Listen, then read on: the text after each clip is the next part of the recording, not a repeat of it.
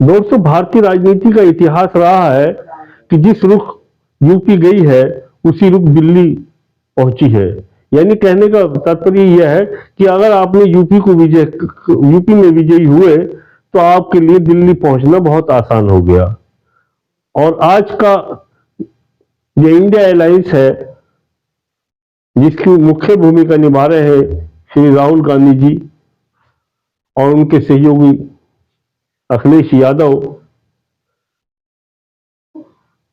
तो राहुल गांधी यानी कांग्रेस की तो कोई यूपी में अस्तित्व नहीं है। 15 सालों से कांग्रेस यूपी से अपना अस्तित्व लगभग समाप्त हो चुका है। थोड़ी बहुत पकड़ है तो सपा सपा की है। मुलायम सिंह यादव जी की बड़ी मेहनत रही यूपी पर। उसके बाद में अखिलेश का बहुत जबरदस्त कार्य रहा। उनके कार्यकाल के अंदर बहुत बड़े बड़े काम हुए। अब ये गठबंधन यानी इंडियन इंडिया अलायंस जो है, यहां चुनाव 80 की 80 सीटों पर लड़ेगी।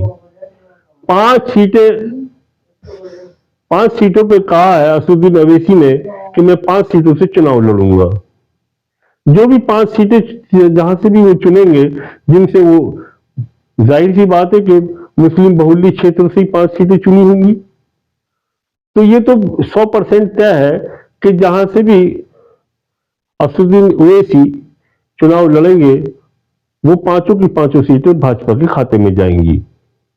दूसरा, इसके बाद में 75 सीटें बचती हैं यूपी की, जहां जहां इंडिया अलायंस दमखम में होगी और ऐसा लगेगा कि यहां पर ये भाजपा को टक्कर दे रही है, वहां उसकी टांग जो है बहन कुमारी मायावती जी खींच लेंगी। यानी बहन कुमारी मायावती को आप दूसरे शब्दों में ये कह सकते हो, हम तो डूबेंगे सनम, लेकिन तुम्हें भी ले डूबेंगे।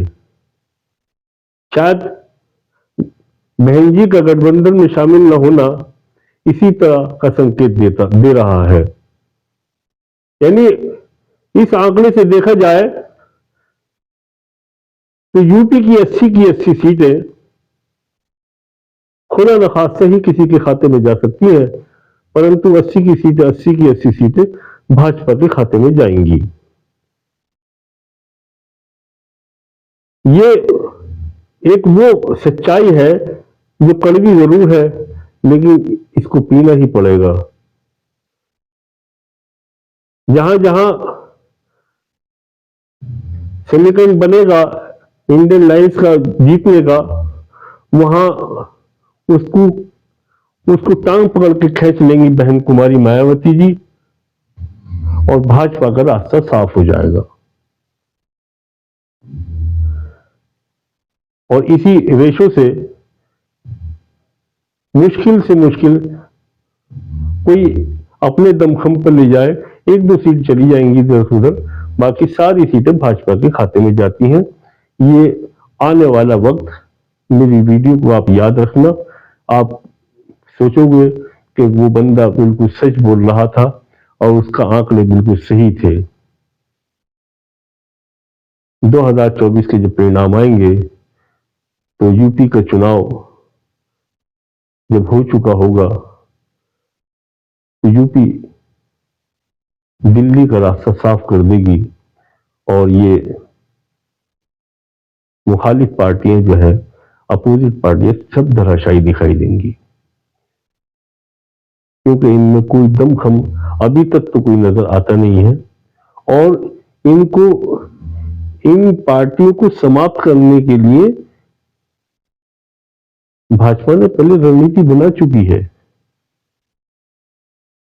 ये सारी की सारी सीटें भाजपा के खाते में जाएंगी और समय आने पर आपको इसका ज्ञान भी हो जाएगा।